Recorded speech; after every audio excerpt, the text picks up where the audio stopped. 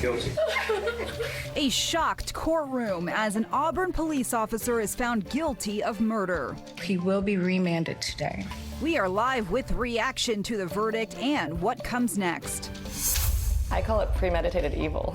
A Whatcom County woman trying to have a baby says she was scammed out of tens of thousands of dollars. The FBI is now investigating a crime that could have more victims. Making cruise ships greener. Everybody's moving to shore power, but we're doing it first. The new rules requiring ships to plug in at port.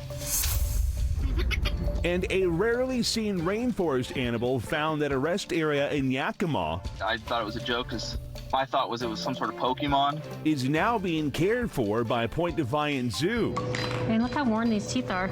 inside the Kinkajou's medical checkup. The debate stage is set. A showdown in Atlanta is 2 hours away. For the first time this election cycle, President Joe Biden and former President Donald Trump will debate and make their case to American voters. Before the candidates take the stage tonight, we will be joined live by our political analysts Gary Locke and Rob McKenna. Their expectations for tonight and their take on what Biden and Trump need to do to win over undecided voters. You can watch the debate live right here on King 5, on king5.com, and our streaming channel King 5 Plus. Coverage begins at 6 o'clock. Now to breaking news. A jury has found Auburn police officer Jeffrey Nelson guilty of murder and assault in the death of 26-year-old Jesse Saray. Nelson is now the first officer, convicted of murder under a new law making it easier to prosecute law enforcement. Thanks for being here at 4. I'm Steve Solis. I'm Jessica Janner Castro. Cries rang out as those verdicts were read this afternoon. King 5's Natalie Swaby was there. Natalie, what was it like inside that courtroom?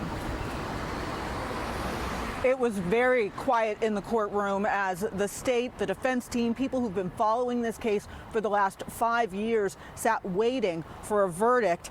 Here's the moment the jury delivered their decision. If you could please announce your verdict. Guilty.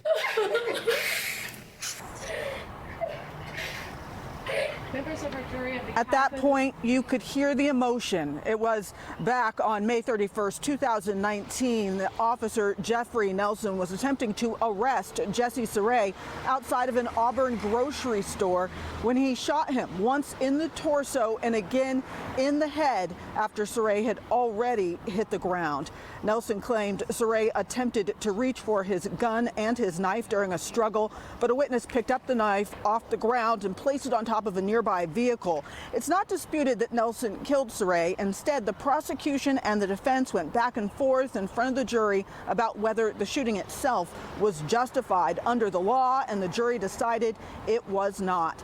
After the verdict, Saray's foster mother explained that his biological mom had been following this case and waiting for this day, but passed away without being able to see this resolution. She died waiting for justice. His younger brother, Terrell Saray, has also died.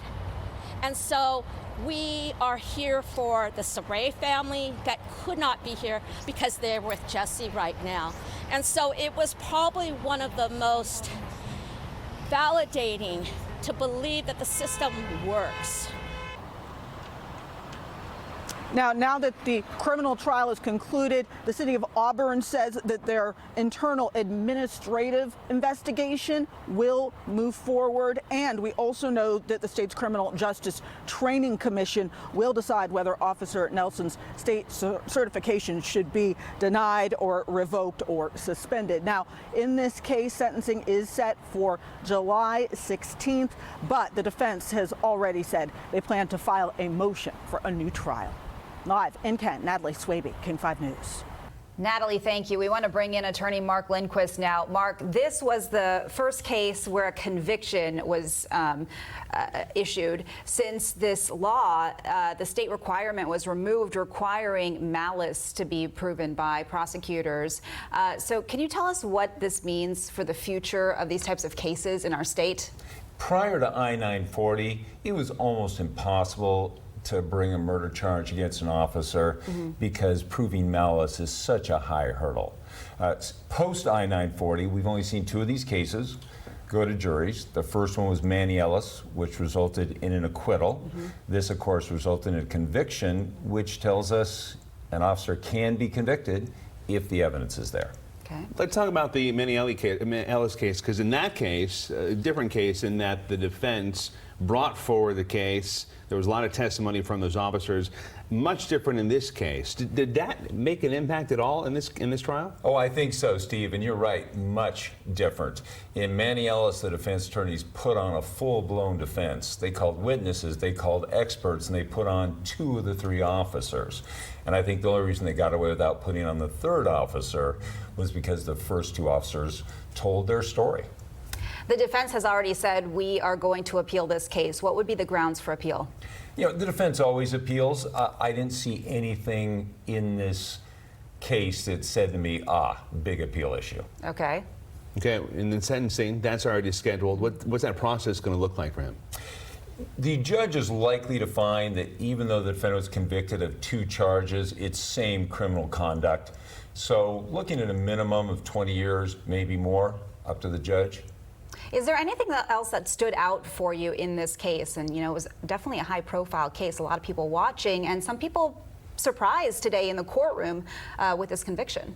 What surprised me was the defense choosing not to put on a case. You know, one of the fundamentals of our justice system is the defendant does not need to testify. The defense does not need to put on a case.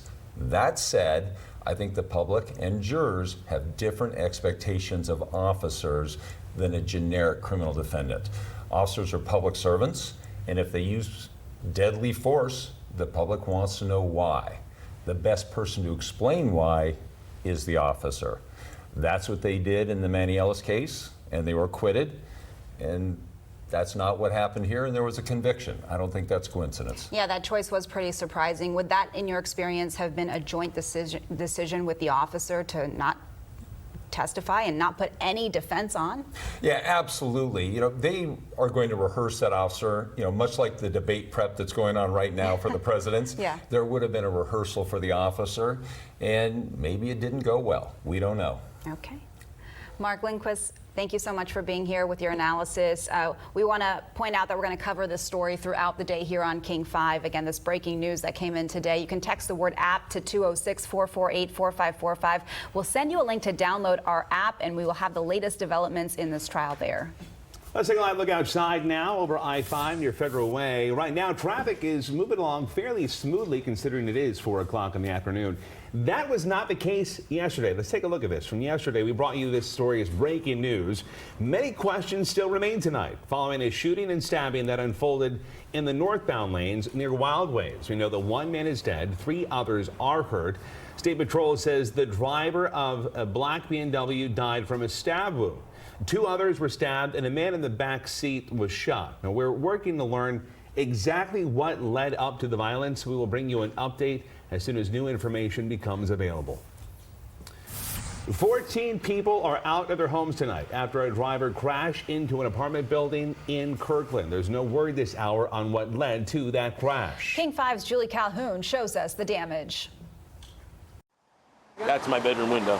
Albert Wool got a look at how close he came to getting hurt after a car slammed into his apartment building Wednesday night. It could have been a lot worse, of course, yes. I'm fortunate nobody was hurt.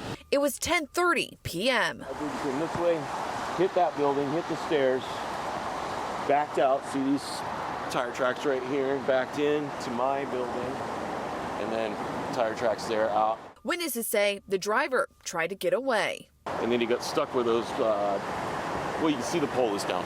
Spinning his wheels for like 2 minutes. Kirkland police took the driver into custody with serious damage left behind. The outside staircase destroyed, leaving those on the second floor stranded. They were here in no time. Kirkland firefighters rushed to the scene and helped rescue 14 people and several pets from their apartment. Obviously, the people upstairs have no access, there's no stairs, so they're pretty much completely displaced. Those 14 people have to stay somewhere else, some of them in other apartments in the complex, and Wool looking for somewhere else to go. And they're talking today about possibly putting me in a motel. Thankfully, no one was hurt, but it was still a shock to the system. Of course, it's scary, you know. It kind of changes how you see things. But it's also unbelievable, you know. In Kirkland, Julie Calhoun, King 5 News. New information out of Lakewood tonight after a fire ripped through an apartment building there. Much of the building is now considered unlivable. 30 people, including several children, were forced out of their homes. It wasn't just smoke and flames, but also water from fighting the fire that left units heavily damaged. The Red Cross has stepped in to help out. New at 4 o'clock, the NTSB says it is sanctioning Boeing after a top employee disclosed new information related to the cause of the January door plug blowout.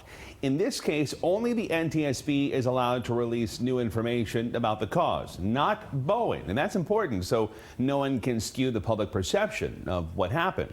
Boeing released a statement to King 5, writing in part, quote, "We deeply regret that some of our comments intended to make clear our responsibility in the accident and explain the actions we are taking overstep the NTSB's role as the source of investigative information. We apologize to the NTSB."